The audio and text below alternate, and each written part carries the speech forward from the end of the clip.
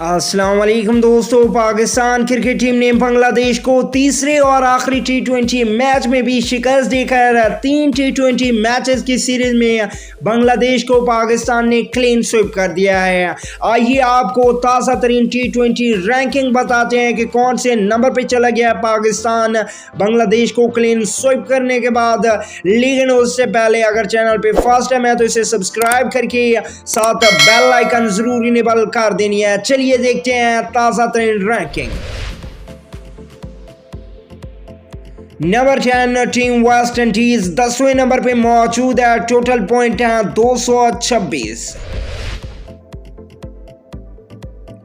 Number 9 team Bangladesh की 9वें number पे चली गई है टीम। 229 पॉइंट है, बांग्लादेश के 9वें नंबर पे मौजूद है। नंबर 8 टीम श्रीलंका की टीम 8वें नंबर पे मौजूद है। टोटल पॉइंट है 232।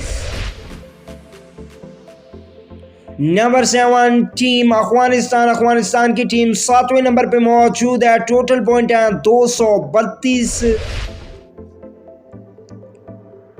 नंबर 6 टीम ऑस्ट्रेलिया की टीम 6ठे नंबर पे मौजूद है इस वक्त और टोटल पॉइंट है 246।